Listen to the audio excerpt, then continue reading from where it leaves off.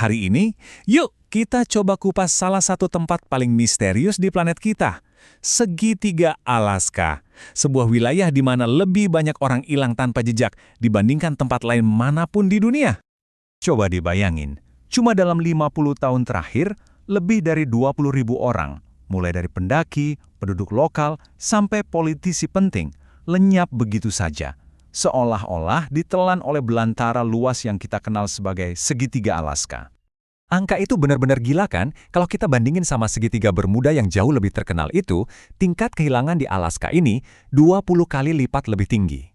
Ini bukan sekedar data statistik biasa, ini udah jadi fenomena yang bikin merinding. Jadi apa sih yang sebenarnya terjadi di sana? Nah, mari kita selami bareng-bareng.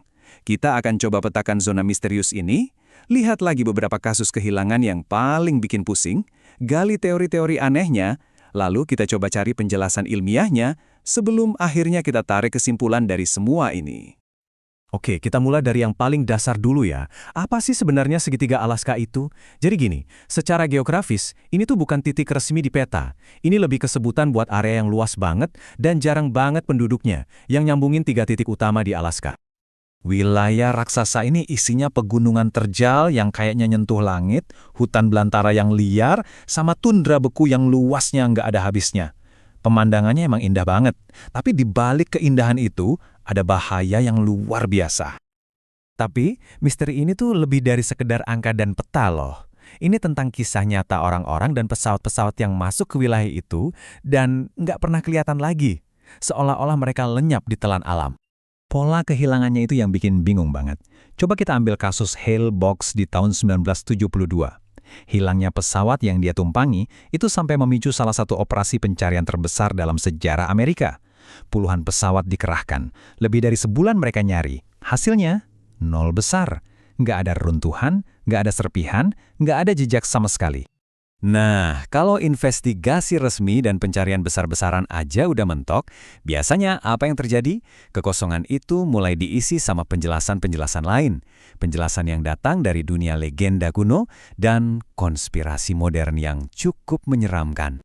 Cerita rakyat dari suku asli Tlingit misalnya, udah dari dulu ngasih peringatan soal makhluk-makhluk kuat yang katanya tinggal di hutan belantara ini. Mereka cerita soal Kustaka, si pemikat yang bisa meniru suara tangisan bayi, atau Kelut, roh jahat yang mengintai di kegelapan.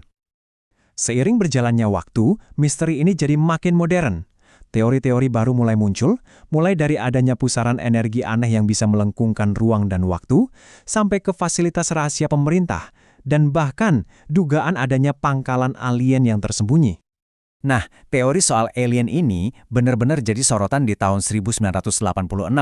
Waktu itu, seorang pilot veteran dari Japan Airlines sama krunya ngelaporin kalau mereka dikejar hampir 1 jam sama beberapa UFO, termasuk satu yang mereka sebut kapal induk raksasa. Yang bikin makin kaget, objek-objek ini juga muncul di radar sipil dan militer. Tapi, tunggu dulu. Sebelum kita terlalu jauh ke bawah sama teori-teori yang luar biasa ini, gimana kalau kita berhenti sejenak? Kita coba pertimbangkan penjelasan yang lebih membumi. Mungkinkah jawaban dari semua ini bukan datang dari langit, tapi dari daratan Alaska itu sendiri yang emang nggak kenal ampun? Soalnya banyak ahli yang percaya kalau pelaku sebenarnya di balik ribuan kasus kehilangan ini bukanlah sesuatu yang gaib, tapi kombinasi brutal dari berbagai kekuatan alam yang sangat dahsyat. Salah satu kemungkinan ilmiahnya adalah adanya medan energi alami yang kuat banget di wilayah ini. Bayangin aja, ada semacam medan magnet raksasa yang bisa bikin kompas jadi ngaco, GPS nggak berfungsi, dan bisa menyesatkan pilot atau pendaki paling berpengalaman sekalipun dalam sekejap. Tapi mungkin ya penjelasan yang paling kuat justru yang paling sederhana, lingkungan Alaska itu sendiri emang brutal.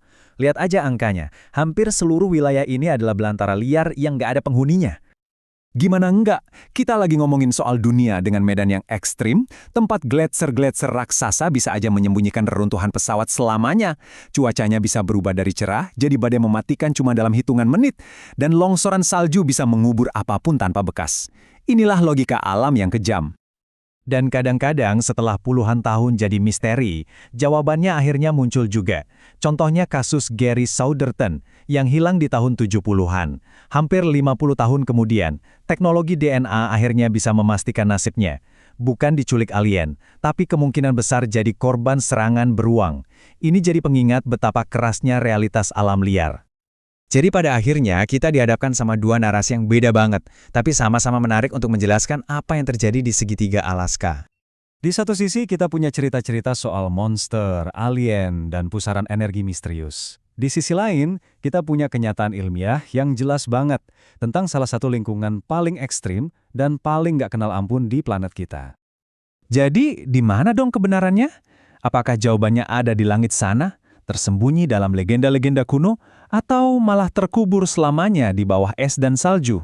Segitiga Alaska sepertinya menjaga rahasianya dengan sangat baik dan meninggalkan kita dengan satu pertanyaan besar tentang apa yang sebenarnya tersembunyi di hamparannya yang luas dan sunyi.